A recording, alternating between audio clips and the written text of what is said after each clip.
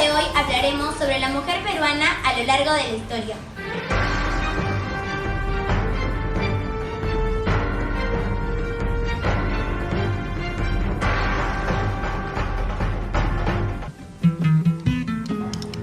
En este momento nos encontramos en la tumba de la señora de Cao, quien era una mujer que ostentaba de gran poder político y religioso. La información de la mujer para la época prehispánica es escasa.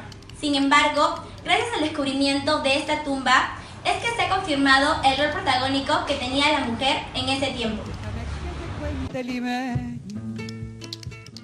Nos encontramos ahora en la Alameda de los Descalzos, construcción hecha por el virrey Amat.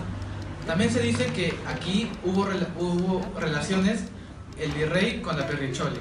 La Perricholi fue una mujer muy destacada en la época virreinal, donde se subestimaba la capacidad femenina, y también existieron marcadas desigualdades entre los varones y las mujeres. También que los criollos y españoles tenían muchos privilegios, mientras que los negros e indígenas sufrían de todo tipo de discriminaciones, así como la mujer, que era vista como un objeto sexual. En el virreinato, las relaciones de género tenían dos nociones básicas, el honor y la honra. El honor estaba asociado al prestigio del varón, mientras que la honra estaba relacionada con la virginidad, y los varones hispanos eran los protectores de la virginidad de sus prometidas. En un principio, esto era parte solo de españoles, pero luego se fue asimilando en la vida diaria de los indígenas y africanos. La mujer en el virreinato se puede organizar en tres clases. La mujer española. En el aspecto del matrimonio y sexualidad, eran obligadas a casarse solo con españoles para hacer una sociedad estamental. Sin embargo, el mestizaje siguió creciendo. La unión entre españoles solo apuntaba a una cosa, a conservar o incrementar el prestigio y la riqueza, ya que el matrimonio era visto como una manera de alianza entre familias. Por eso, la mujer a los 15 años ya estaba en búsqueda de un marido, y al cuidar su virginidad, garantizaban esas alianzas. En la sociedad virreinal, las mujeres no trabajaban, así que solo se dedicaban a ser sirvientas o esclavas. Luego sigue la mujer indígena. En el aspecto del matrimonio, las indígenas nobles se casaban con los de la élite hispana para establecer alianzas políticas, mientras que las indígenas comunes se casaron con sus parientes o varones de sus comunidades. Los mayores cambios fueron que los matrimonios se llevaban a cabo con un sacerdote católico en una iglesia. Las mujeres indígenas tuvieron que procurar su propio sustento. Las solteras trabajaban y estaban con sus familias, mientras que las casadas hacían labores domésticas junto a sus esposos. Y por último está la mujer afroperuana. Las mujeres afroperuanas eran hijas de las africanas traídas por los españoles como esclavas, y si querían ser libres tenían que pagar su manumisión. Los matrimonios de las esclavas eran obstaculizados por sus amos. Sin embargo, la Iglesia fomentó estos matrimonios para evitar la inmoralidad. Por otro lado, las élites trataron de evitar las uniones matrimoniales entre indígenas y esclavos para evitar las conspiraciones. En la sexualidad, las relaciones entre amo y esclava eran comunes. Para las esclavas esto les podía traer beneficios, y para el amo esto fortalecía su prestigio masculino.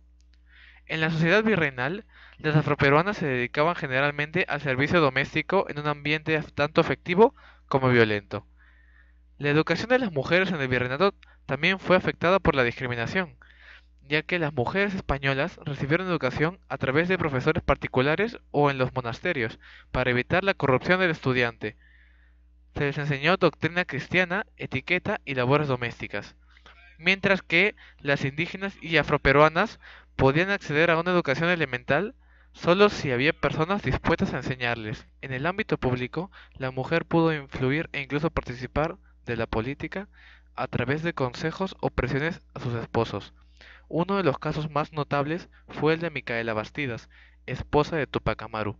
Además, en el siglo XVIII, las mujeres de la élite realizaban tertulias en sus casas para debatir las ideas de la Ilustración. Y en el aspecto económico, ya que hubieron mujeres de gran riqueza que administraron directamente sus bienes, ya que eran viudas o tenían alguna herencia. jazmines en el pelo. Ahora nos trasladamos al Palacio de Gobierno, donde hablaremos de Francisca Zúñiga, la cual representa el poder y la participación de mujer, las cuales fueron de diferentes historias sociales y participaron de diferentes procesos históricos, desde el quiebre del virreinato. Sin embargo, eso no fue registrado. También a lo largo del siglo, la interacción entre varones y mujeres fue afectada por estructuras políticas y mentales, las cuales quedaron desde el virreinato. También fue influenciado por la influencia burguesa, la cual vino desde Occidente y hizo que la mujer sea la cabeza de familia y administrar el hogar. La mujer en la independencia.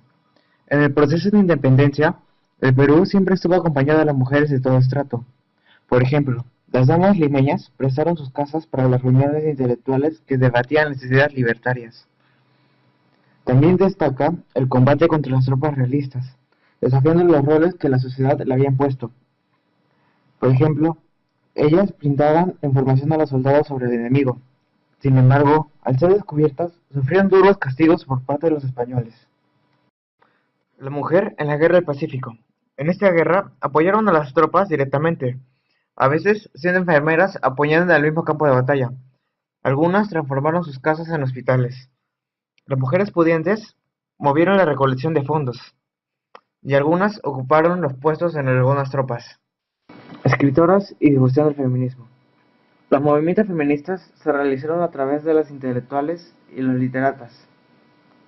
Los intelectuales tuvieron una formación autodidacta. Algunas contaron con profesoras particulares, ya que las universidades no las recibieron hasta después de un tiempo. Las veladas literarias fueron reuniones en las casas de escritoras en las que se realizaba todo tipo de actividades culturales. En estas veladas se discutía la vulnerabilidad femenina, la necesidad de una educación general y la crítica hacia la falsa moral de gran parte de la sociedad. La educación femenina. Desde el inicio de la República, fue considerada una herramienta para formar a las futuras ciudadanas peruanas. Las leyes proclamaron que la educación era un derecho común que incluía a las mujeres. Sin embargo, la calidad de la educación femenina fue inferior a la educación de los varones. Un ejemplo de esto fue los objetivos del gobierno civilista de Manuel Pardo, en el cual, debido a la escasez de dinero, no cubrieron las demandas educativas femeninas. Debido a la baja calidad de la educación femenina, fue denunciada por numerosas mujeres que trataron de cambiar esta situación, surgiendo artífices de los progresos educativos femeninos, como lo que son Teresa González de Fenning y Trinidad María Enríquez.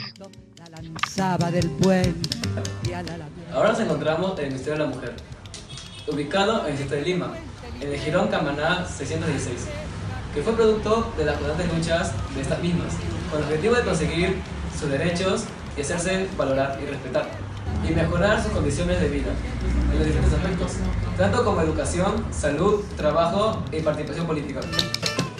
Gracias a la participación política de la mujer peruana en el siglo XX, se hicieron merecedoras de varios derechos. Uno fue el voto femenino, el cual al principio fue limitado, porque era a nivel municipal, y luego se hizo a nivel nacional.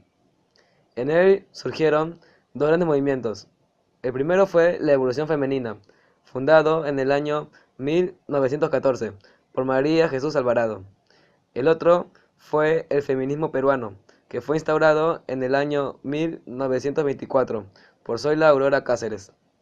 También se otorgó el derecho de sufragio y a la vez las cuotas de género.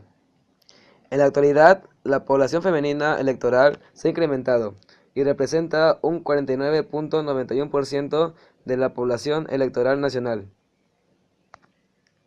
La educación de la mujer. Ciertamente es preocupante su situación en las zonas rurales, debido a que el índice del analfabetismo femenino crece considerablemente. Y esto se debe a que las niñas abandonan la secundaria a inicios de año, debido a las discriminaciones por género que sufren. También por los embarazos prematuros, los matrimonios precoces y la visión que se tiene de la mujer que debe ayudar en las labores domésticas. A cambio, las mujeres en la educación superior se incrementó considerablemente. En el año 2007, las mujeres representaban el 46.9% de la población universitaria. Sin embargo, existen todavía los estereotipos que generan que las postulantes no puedan ejercer su vocación ni tampoco responder a ellas y frustren su desarrollo en el mercado laboral. La problemática del trabajo femenino. Actualmente, la participación femenina en el mercado laboral se ha incrementado. Si bien es cierto que en el año 2007 el 45.4% de la fuerza laboral urbana pertenecía a las mujeres, se descubre que el 60% de estos pertenecen al sector informal, o sea, que no cuentan con un salario digno y no tienen acceso a un seguro, ni a una posterior pensión por jubilación. Esto quiere decir que el salario también es una muestra de la desigualdad, debido a que hay una diferencia del 30% en favor al salario de los varones, pero este se ha reducido, debido a que en el año 2000 la diferencia era del 48%. En la violencia contra la mujer, puede ser física, sexual o psicológica, y no solo ocurre en el entorno familiar, sino también en lo social. Ya puede ser en el colegio o en el centro laboral. En nuestro país, lamentablemente, esto es una realidad permanente. Y los lugares con mayor índice de esto son Ayacucho, Iquitos, Tarapoto, Pucallpa, Lima, entre otros. Pero un grave obstáculo para combatir esta violencia es que muchas víctimas lo consideran legítimo. Por ejemplo, que el esposo las golpee, o que unas mujeres temen en quedarse solas, o ser víctimas de las burlas de la sociedad. En otras palabras, mientras menor es la conciencia de los derechos vulnerados, mayor es la violencia que se sufre.